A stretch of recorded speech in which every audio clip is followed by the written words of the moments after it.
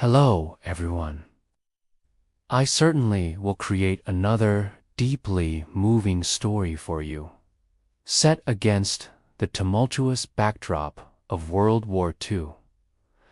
This new narrative, titled The Alchemist's Last Recipe, transports us to a secluded, snowbound village in occupied Czechoslovakia, immersing us in the life of a young woman who must protect a vital, ancient secret. It explores themes of family bonds, raw emotion, enduring love for heritage and humanity, and the profound sense of loneliness that war can inflict. I hope Anya's journey resonates with you as much as it does with me. The air in our small, timber-framed cottage, nestled deep within the snowbound, whispering Bohemian forest, was perpetually thick. It carried the comforting, earthy scent of dried herbs, the musty aroma of old parchment, and something faintly metallic, a tang of the strange powders my grandfather used. For me, Anya, 23 years old, my hands perpetually stained with ink and the faint residue of those mysterious substances. The hushed silence of our isolated home was both a peculiar, unexpected comfort and an agonizing torment. Each carefully measured ingredient, each meticulously transcribed formula from ancient texts, marked the slow, unforgiving passage of time, a painful testament to how profoundly my loneliness had deepened, settling like the pervasive, heavy snow since the war had swallowed our world whole. Before the war, my life here had been a vibrant tapestry woven from ancient knowledge and quiet, unwavering devotion. My grandfather, Old Carol, was more than just a revered herbalist. He was a scholar, a man whispered by the villagers to be the last true alchemist, a keeper of forgotten secrets. He would fill our cottage with the low, rhythmic murmur of his incantations, almost like a bee's hum, and the gentle, melodic clinking of glass beakers as he worked. He patiently taught me to identify rare plants by their scent and texture, to grind potent elixirs from roots and leaves, and, most fascinatingly, to decipher the cryptic symbols hidden within his ancient, leather-bound texts. My grandmother, Elsa, whose laughter was like the rustle of autumn leaves dancing in the wind, would tend our small, overflowing garden with tireless hands and prepare hearty, fragrant stews that warmed us from the inside out. Her vibrant, loving presence wove the threads of our family life into a rich, comforting whole, a sanctuary against the outside world. My younger brother, Matage, a spirited boy with an insatiable curiosity and eyes that sparkled with mischief, would often join us in the forest, his tiny hands eagerly helping to gather herbs, his imagination soaring with dreams of discovering mythical creatures hidden among the ancient trees. The very essence of love in our home was expressed not in grand pronouncements, but in shared knowledge passed down through generations, in quiet moments of discovery under the vast, open sky, and in the deep, unwavering certainty of our family's bond to the land and to each other. I can still recall, with almost painful clarity, the crisp, invigorating scent of pine needles underfoot after a fresh snowfall, the smooth, cool feel of a polished mortar and pestle in my hands as I ground herbs, and the comforting, reassuring weight of my grandfather's hand on my shoulder as he pointed out a rare bloom, a hidden spring, a secret path. These were the priceless, cherished fragments of my past, now tragically shattered and scattered by the cruel, indifferent machinery of war. Then, without warning, the Germans marched into Czechoslovakia, a cold gray tide that washed over our unsuspecting homeland whole. Its beauty suddenly dulled, its spirit muted. My grandfather, fiercely protective of his ancient knowledge and, more importantly, of his people, had immediately joined the local resistance. He used his profound understanding of the forest's hidden ways to guide refugees across treacherous borders and to hide vital supplies for the underground. He simply disappeared one night, slipping into the perilous shadows of the network, leaving behind only a silent promise in his eyes. My grandmother, her vibrant spirit slowly, imperceptibly dimming under the harsh realities of occupation and relentless rationing, had succumbed to a swift, unforgiving illness months later, her last breath a barely audible sigh. Madich and I were left utterly alone, two fragile figures adrift in a vast, hostile land. Madich, weakened by hunger and desperate hope, had tried to flee with neighbors to a safer village. But word came back that the convoy he was on had been intercepted. He was never seen again. The vibrant tapestry of our family life had been brutally, irrevocably ripped apart, leaving gaping, aching voids that no amount of ancient wisdom, no alchemical formula could ever hope to fill. I clung to my duty, transforming my overwhelming grief into a relentless, almost obsessive focus. My skill as an herbalist and my profound knowledge of my grandfather's texts, honed by years at his side, became my anchor, my only refuge in a world that felt utterly chaotic.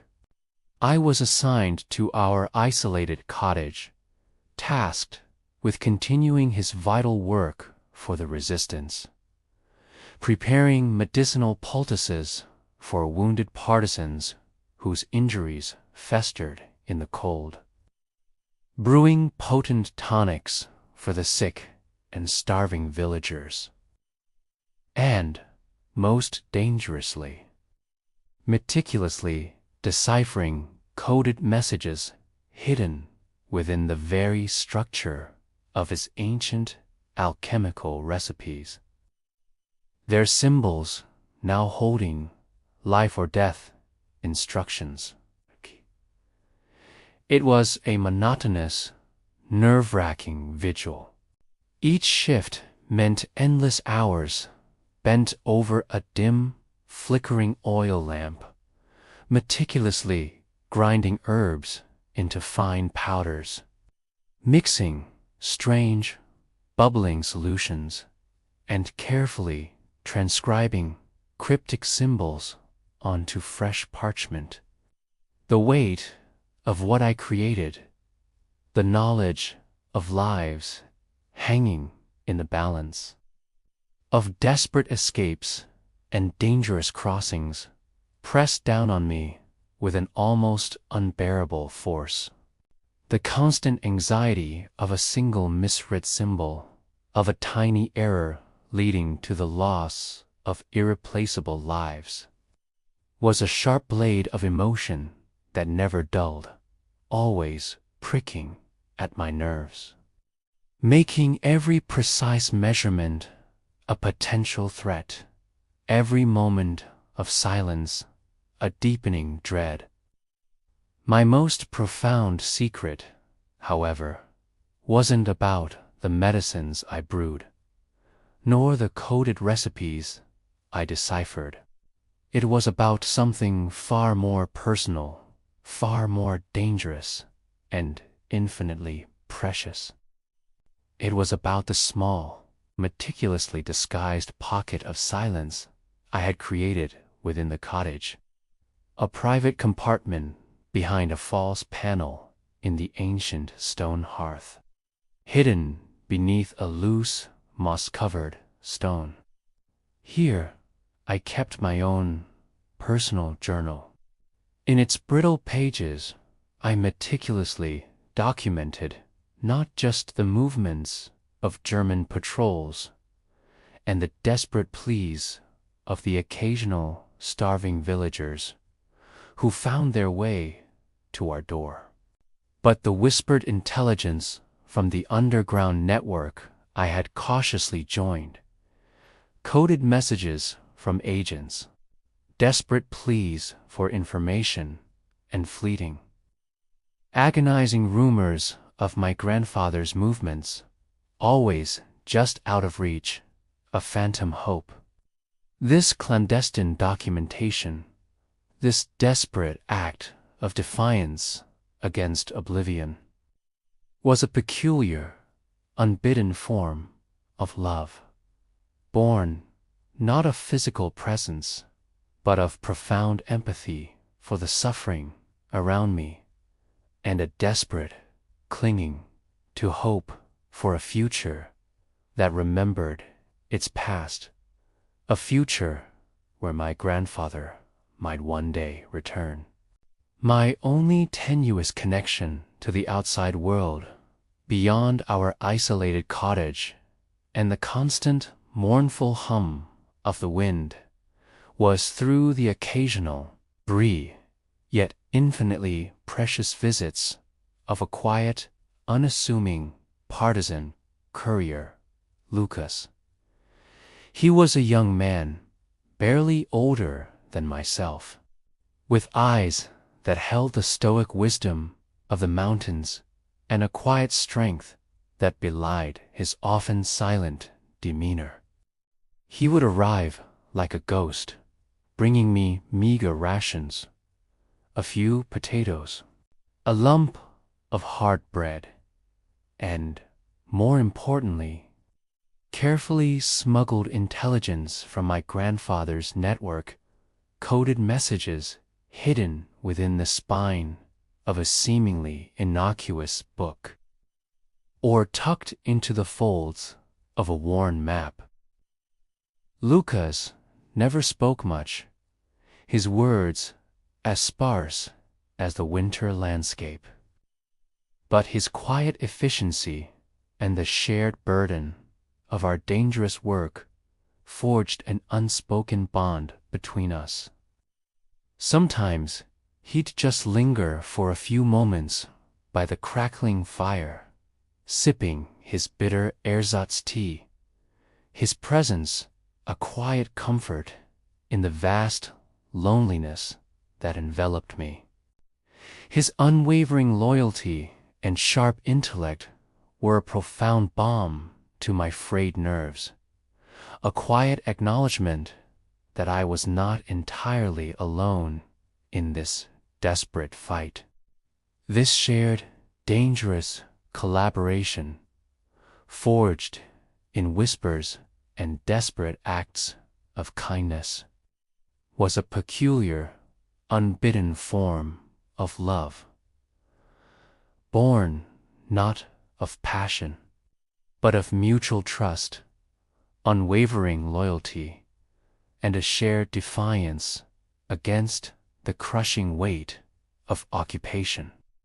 One brutal winter afternoon, the air in the cottage was unusually still, heavy with unspoken tension, the silence broken only by the crackle of the fire.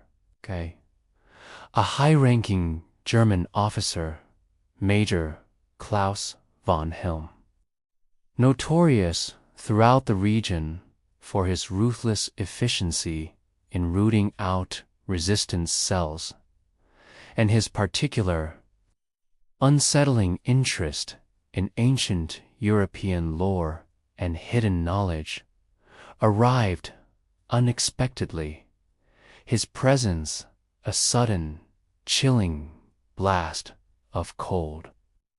He was accompanied by a small squad of heavily armed soldiers, their boots crunching on the snow outside.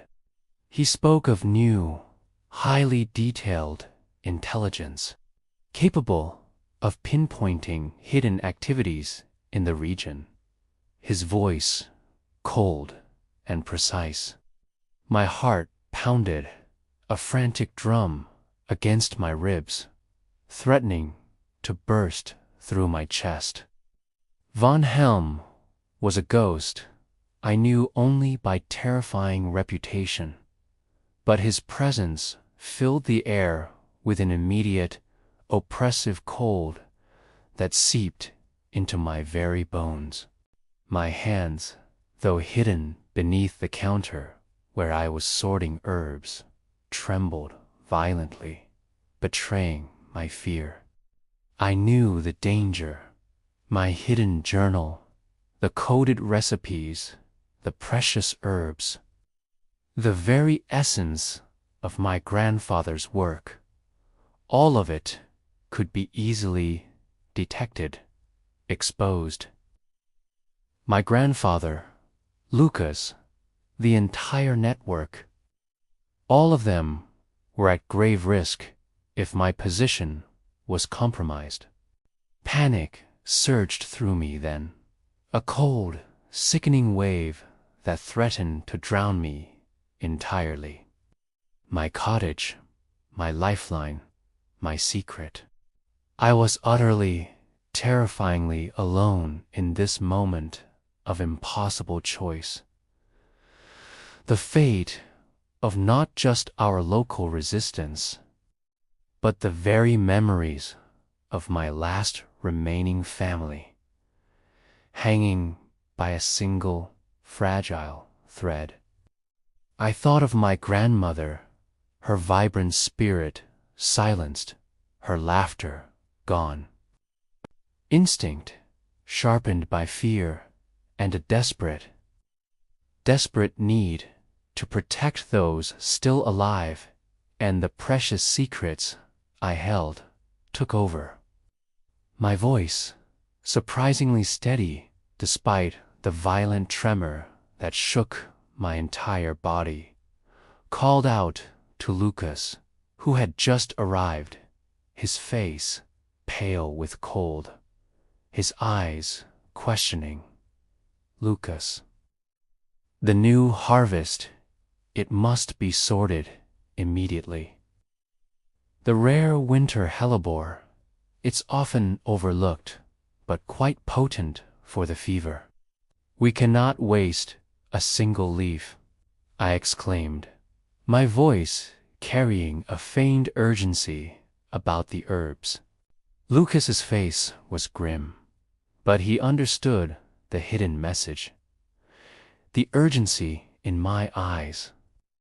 He snatched a basket of seemingly innocuous herbs I had prepared, his eyes locking with mine in a silent promise. The cottage was now a ticking bomb. My secret, my love for this cause, had become a deadly liability. As Lukas slipped out the back door, disappearing into the swirling snow, I grabbed a half-finished recipe, a few vials of strange, bubbling liquids, and a small, cherished locket containing a tiny, faded picture of my grandmother and marriage. "It stays," I muttered to myself, clutching the locket to my chest. "It's the only way to draw them away." It was a lie, a half-truth, a desperate gamble. It was the only way to buy Lukas time, to keep my fragile hope alive, to ensure the intelligence reached its destination. My own loneliness was a burden I would carry, a sacrifice I was willing to make, even if it meant risking everything. The next few hours were a blur of constant terror. I moved frantically through the cottage, leaving false trails of herbs, scattering fake notes, making just enough noise to draw von Helm's attention. His search was relentless, methodical, his shouts growing closer, closer. I could almost feel his unseen presence, his methodical search drawing closer, like a predator stalking its prey. Then a desperate message whispered through the static from Lukas's hidden radio. A faint, crackling echo. He was safely out, and the new intelligence was being relayed.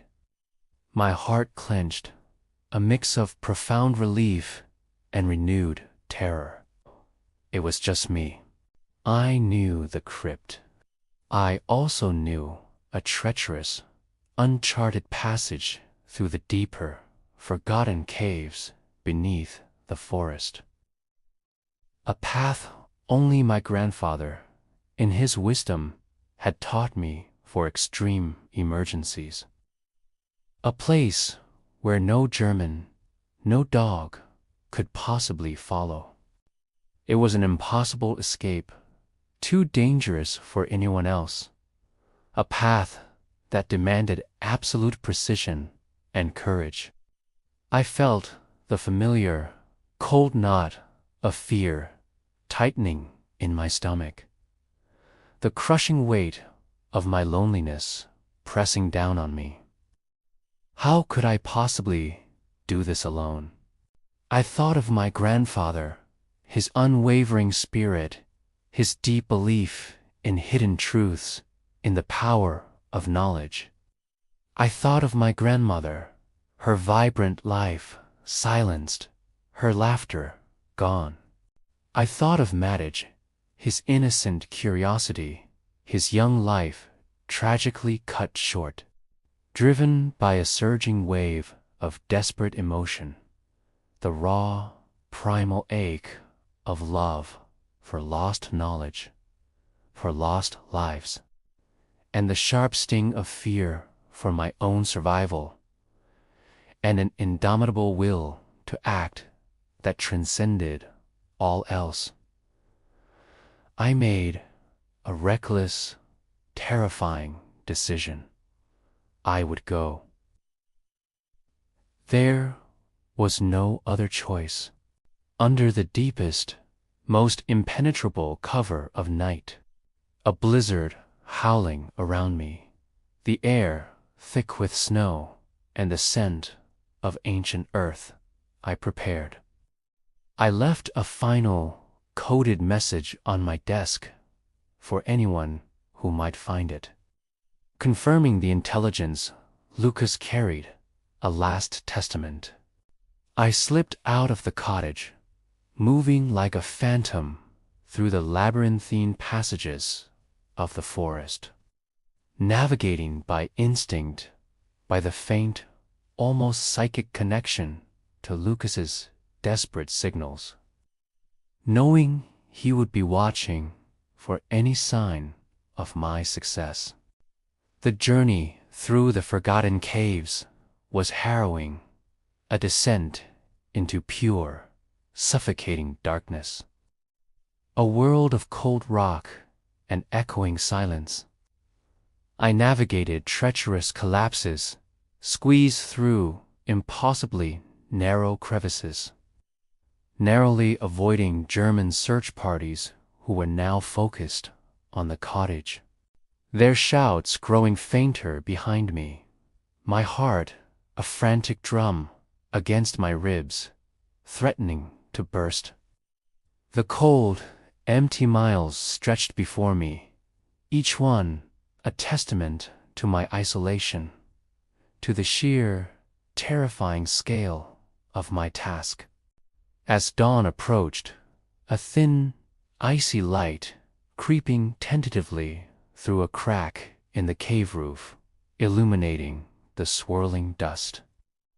Exhausted and trembling from the bitter cold and pervasive fear, I finally reached a hidden exit deep beneath a forgotten waterfall. Its icy spray a chilling baptism. I collapsed, safe for now. Days later, a faint welcome signal confirmed Lukas's success.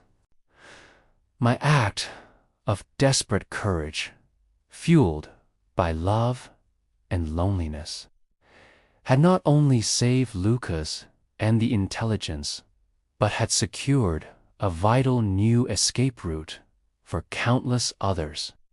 Months later, the sounds of distant battle grew louder, swelling into a hopeful, terrifying roar. News came, first in hushed whispers that grew into triumphant shouts of the Allied liberation of Czechoslovakia. The fighting was fierce, a joyous, chaotic explosion of freedom and celebration that filled the valleys with revelry and the scent of gunpowder. One morning, as I emerged from my hidden refuge, preparing to rejoin the resistance, I found a small, unmarked packet nestled near the hidden exit, almost hidden by the melting snow. Inside, nestled in a piece of rough cloth, was a small, perfectly preserved, ancient silver locket, a rarity. A genuine treasure, its surface gleaming. Tucked beneath it was a small folded note with a single German word, elegantly penned. Geheimnis. Klaus von Helm was gone, swept away by the relentless tide of war. His fate unknown, leaving only this quiet, profound testament to his own hidden complexity and fragile humanity. A silent, poignant farewell, a final, shared secret between us. The Bohemian forest would eventually heal, slowly, painstakingly, from the deep, ugly scars of occupation. The wounds fading, but never truly disappearing, becoming part of its ancient history. My grandfather returned, gaunt but alive, his eyes holding anew. Deeper understanding of the battles fought in the shadows, a quiet wisdom.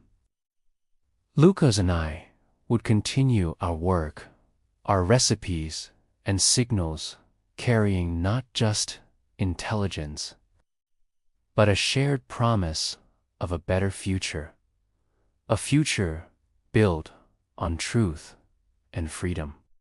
The family I yearned for would always remain incomplete, a profound absence that would never entirely leave me, a shadow in the corner of my heart. But the spirit of resistance, nurtured in the quiet hum of the cottage, would bloom anew, stronger than ever.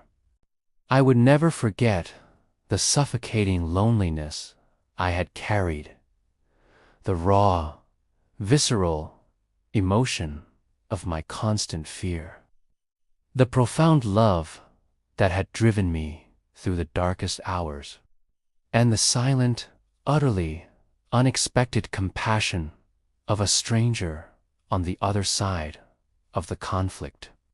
Our cottage, once just a humble home, would forever stand as a silent witness to a courage born of desperation, and precious secrets kept safe through the darkest of times, cooing not just with the wind, but with the vibrant, enduring truth of hope forever free.